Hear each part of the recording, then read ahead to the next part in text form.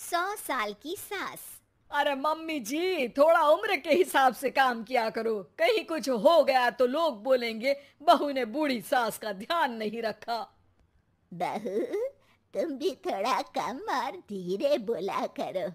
कहीं चिल्लाते हुए कभी कुछ हो गया तो वही लोग बोलेंगे 100 साल की सास भली चंगी बैठी है और बहू बेचारी चलती बनी। वैसे मम्मी जी, दादी बिल्कुल ठीक बोल रही हैं। हैं? क्या ठीक बोल रही है? वो जो कुछ भी बोले वो सास है, पर तुम क्यों बोल रही हो? बहू होकर सास से जुबान लड़ाओगी क्या? ऐसा बोलते हुए निर्मला को धसका उठ जाता है। कहा था ना, मत चिल्ला मत चिल्ला। तुझे बिना सास और बहू से जुबान लड़ाए बिना शांति नहीं मिलती। अरे माँ, दादी की बात सुन लिया करो, तुम्हारे भले के लिए बोलती है ना। अरे कोई भला नहीं, इन्हें बस मुझे परेशान और शो ऑफ करने का शौक है। हाँ। चल झूठी। इस परिवार में 3 पीढ़ी की औरतें रहती है, जिनका हर समय कोई ना कोई अलग ड्रामा चलता ही रहता है, जिससे और किसी का पता नहीं, लेकिन सूरज बहुत परेशान रहता है। माँ, पियाली और दादी, आप तीनों के पास एक दूसरे को सास बहू वाले ताने देने के अलावा कुछ काम हो या नहीं, पर मेरे पास जरूर है। इसीलिए पियाली, जरा लंच ले आओ, मुझे ऑफिस भी जाना होता है। इस पर पियाली सूरज को लंच देती है और वो ऑफिस चला जाता है, जिसके बाद तीनों एक बार फिर अपनी बातों या कह लो कि नोक-झोंक में लग जाती हैं। इसी में दिन बीत जाता है। रात को सूरज के साथ उसके दोस्त भी खाने पर आते हैं। पियाली, मेरे कुछ दोस्त आए हैं। सॉरी, अचानक प्लान बना तो बता नहीं पाया। तुम जल्दी से डिनर बना दो ना। अरे वाह रे आलसी माँ की आलसी बेटी, पहले बिना बताए दोस्तों को घर ले आओ, फिर बोलो जल्दी से डिनर बना दो। इतनी जल्दी है तो खुद बना लो। अरे माता, सब बाद में दिखा देना, अभी खाना बना दो ना प्लीज। ऐसा बोल के सूरज दोस्तों के पास जाकर बैठ जाता है और पियाली डिनर की टेंशन में अपनी सास के पास पहुंच जाती है, जो अपने कमरे में आराम कर रही होती है। मम्मी, सूरज अचानक दोस्तों को घर ले आए हैं, क्या करूं अब? कुछ ऐसा बताओ ना जो जल्दी बन जाए और सर्व करते हुए भी अच्छा लगे। अरे रेस्टोरेंट से मंगा ले, दोबारा परेशान मत करना, सोने दे मुझे। इतने में दादी सास भी वहां आ जाती है। वाह, आलसी का आइडिया भी उसी की तरह बेकार है। कोरोना में बाहर से खाना मंगाएंगे। बहू, तुम सो ही जाओ, वही काम अच्छे से कर सकती हो। चल पियाली, मैं बताती हूँ क्या करना है। इस पर दादी सास पियाली के साथ मिलकर सारे मेहमानों के लिए खाना बनाती है, जिससे उन्हें ज्यादा मेहनत भी नहीं करनी पड़ती और सबका पेट भी भर जाता है। दादी के इस आइडिया से पियाली और सूरज बहुत इम्प्रेस हो जाते हैं। दादी, क्या यही खाना आपकी इस उम्र में इतना एक्टिव रहने और एंडलेस लाइफ का राज है?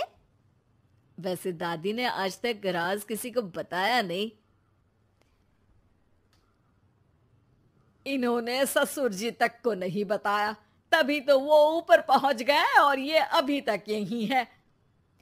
तेरी सास मेरे ऊपर पहुंचने का ही इंतजार कर रही है, पर इस आलसी का ये सपना पूरा नहीं होने वाला। क्यों जी, अमर होने का वरदान लेकर आई हो क्या? अमर का पता नहीं, पर लगता है तुझसे लंबा जरूर जी लूंगी। इससे पहले कि दोनों सास बहू में कोई बहस शुरू होती, पियाली बीच में बोल पड़ती है। ठीक है, आप दोनों लड़ क्यों रही हैं? हम तो चाहते हैं कि आप दोनों हमारे साथ हमेशा रहें। पियाली की बातों पर दोनों शांत हो जाते हैं और उनकी लाइफ पहले जैसे चलने लगती है, जहां दादी सुबह जल्दी उठकर कुछ न कुछ काम करते हुए पूरा दिन बिताती है, तो वहीं निर्मला और पियाली लेट उठने से लेकर धीरे धीरे आलस में काम करना और जब मर्जी सो जाने से अपना दिन बिताती हैं। एक दिन निर्मला की सहेली उनके घर आती है।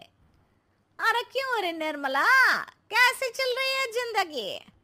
सब बढ़िया, बस ये बुढ़िया ऊपर जाए तो ज्यादा अच्छा होगा। अरे ऐसा क्यों बोलती हो? तुम्हें तो उनसे सीखना चाहिए, वो बहुत फुर्तीली हैं। मैं उन्हें रोज मॉर्निंग वॉक करते हुए देखती हूँ, और वहीं तुम और तुम्हारी बहू हैं जिन्होंने शायद सुबह का सूरज आज तक देखा ही नहीं होगा। सहेली की बात सुनते ही निर्मला भड़क कर चिल्लाते हुए पियाली और अपनी सास को वहां बुलाती है, जिनके साथ सूरज भी वहां आ जाता है और ये सब देख सहेली वहां से चली जाती है। अरे सासू माँ, आपको हमसे क्या दिक्कत है? अब तो मेरी सहेलियां भी आपकी वजह से मुझे ताने देने लगी हैं। मम्मी जी, कुछ तो लोग कहेंगे, लोगों का काम है कहना, आप इग्नोर करो ना। अच्छा वैसे महारानी, वो तुम्हें भी वही सब बोल रही थी। है? मैंने क्या किया? अरे किलस क्यों रही हो? अब तो समझो और अपना लाइफस्टाइल सुधारो। ओ मोरी मैया, अब हमारा लाइफस्टाइल भी खराब हो गया क्या? आपका तो हाई फाई है ना, बस उतना ही ठीक है। तुम लोग हमेशा पूछते हो ना कि मेरी इस उम्र और अभी भी इतने एक्टिव रहने का राज क्या है, तो वो ये लाइफ स्टाइल ही है जिसे हाई फाई नहीं पर सिंपल कहते हैं। दादी, अब कहना क्या चाहती हो? यही कि मैंने अपनी जिंदगी में बहुत किताबें पढ़ी हैं, जिनमें एक किताब से मुझे ये समझ में आया कि हम कितने गलत तरीके से जिंदगी जीते हैं। उसी के बाद मैंने एक अच्छे जीवन के लिए इकिगाई रूल अपनाया, जिसका मकसद तो सिर्फ अच्छा जीवन जीना था। इतना लंबा कैसे जी गई मुझे खुद अचंभा होता है। ओह, तो मतलब आप मुझे परेशान नहीं करती थी? वो तो आप करती हैं। वैसे ये इकिगाई क्या है? थोड़ी रिसर्च खुद भी कर लो आलसियों, सब मैं ही बता दूं क्या?